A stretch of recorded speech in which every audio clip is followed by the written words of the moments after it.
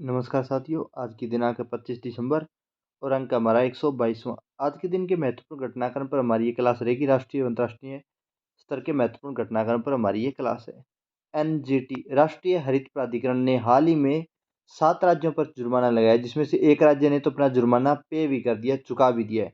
तो अगर आपसे पूछा जाए कि कौन कौन से वो 7 राज्य हैं, तो सबसे ज़्यादा जुर्माना किस राज्य पर लगाया गया? सबसे अधिक जुर्माना महाराष्ट्र पर लगाया गया, 12,000 करोड़ का जुर्माना लगाया गया।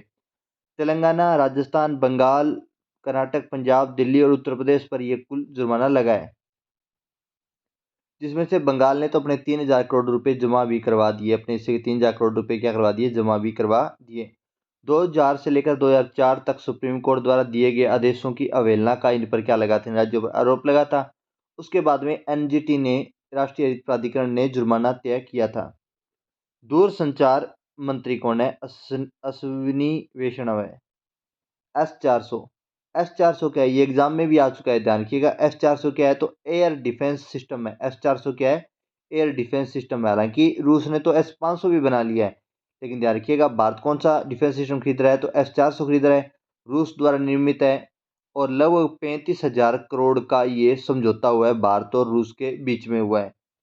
सतह से हवा में 400 किमी की दूरी एवं 30 किलोमीटर की ऊंचाई तक की मारक क्षमता वाला ये एयर डिफेंस सिस्टम है।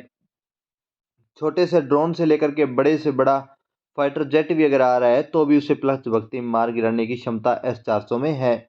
ये मोस्टली चीन और लद्दाख और यहाँ पाली, राजस्थान वाले एरियाज में इनको लगाया गया है। इसकी तीसरी खेप अगले वर्ष हमें मिल जाएगी। बांग्लादेश की प्रधानमंत्री कौन है? तो शेख हसीना है, और उनकी पार्टी अवामी लीग है, और ये इसकी अध्यक्ष बनी है, शेख हसीना।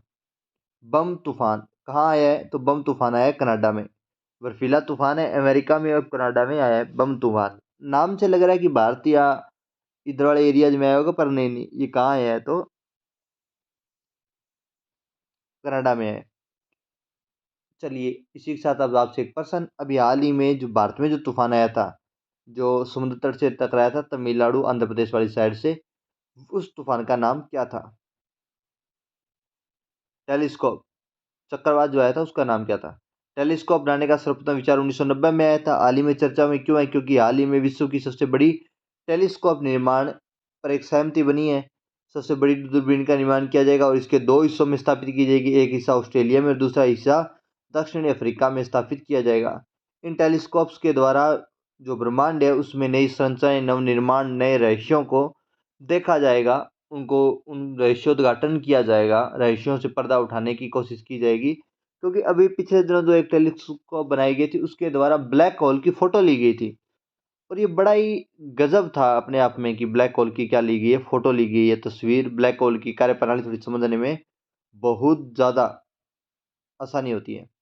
नेपाल के प्रधानमंत्री कौन बन चुके हैं? पुष्प कमल दहल प्रचंड नेपाल के प्रधानमंत्री बन चुके हैं। राष्ट्रपति विद्या देवी भंडारी।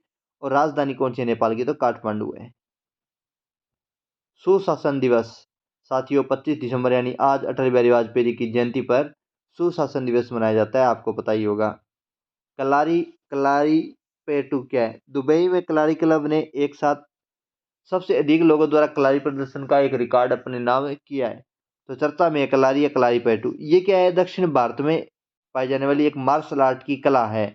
कलारी पट्टू क्या है? मार्शल आर्ट की कला है, जो कहाँ पाई जाती है? दक्षिण भारत में पाई जाती है।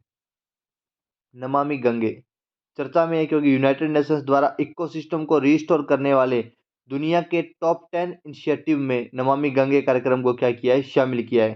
तो ध्यान रखिएगा, राजस्थान भारत का ऐसा कार्यक्रम जो यूनाइटेड नेशंस द्वारा इकोसिस्टम को रिस्टोर करने वाले दुनिया के टॉप 10 इनिशिएटिव में शामिल किया गया है, तो नमामि गंगे। इकोसिस्टम समझिए, इकोलॉजी पर्यावरण, इकोसिस्टम इकोलॉजी, ठीक है।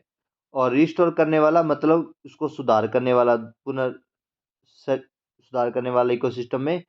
इनिशिएटिव टॉप 10, टॉप 10 इनिशिएटिव होते हैं जो नए आविष्कार या नई खोज होती है, या नए प्रयास होते हैं। नए प्रयास मोस्टली अच्छा शब्द है। नवीन प्रयास जो हो रहे हैं दुनिया में, उनको इनिशिएटिव बोलते हैं। जलज आजीविका मॉडल, ये भी इको नमामि गंगे में ही चल रहा है। जलज आजीविका model tourism based boat safari वगैरह का मॉडल है, गंगा नदी में लॉन्च किया गया है। और फिजी की नई प्रधानमंत्री कौन बन चुके हैं? तो सितवनी राबुका बन चुके हैं। राबुका जी हैं वो फिजी की नई प्रधानमंत्री बन चुकी हैं। हमारे प्रधानमंत्री उनको बधाई भी दे दी है। और इसी के साथ हमारे आज के घटनाक्रम साथियों यही समाप्त होते हैं। चैनल को शेयर कीजिए, सब्सक्राइब कीजिए। जय हिंद, जय भारत।